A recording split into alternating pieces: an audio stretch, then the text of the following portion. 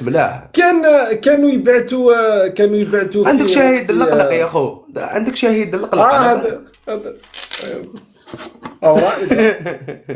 ايه ما تحصلش فيه. رائد قال لك شهيد اللقلق. صبر نسمع المستشار تاع.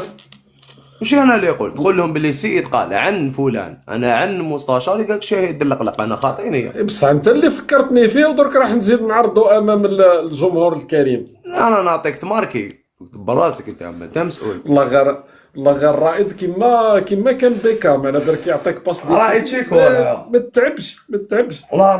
رائد شيكور عسكرية. اصبر. في سنة 1961 اي بالليرج يا طويل القايمة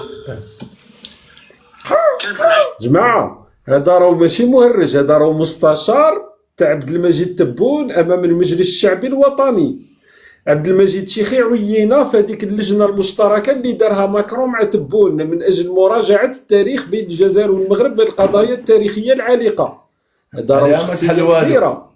عليها ما تحل والو بين المغرب والجزائر.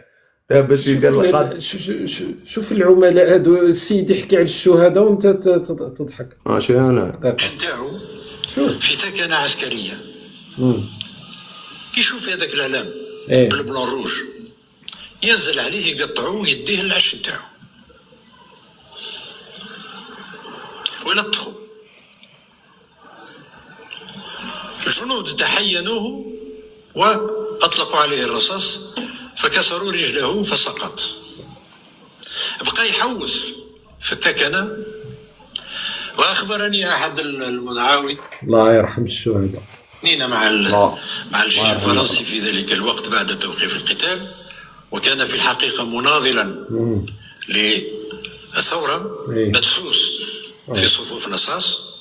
قال لي يا فلان والله أنا شاهد بأنهم عقدوا مجلسا عسكريا وحكموا عليه بالسجن المؤبد. كان يا الله يرحمه.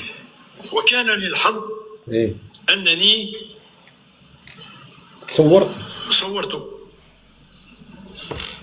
في 61 صورته وهو عايب ايفون 14 برو ماكس، يعني بعد مباشرة بعد توقيف القتال، وكان مسكين يمشي على رجل واحدة.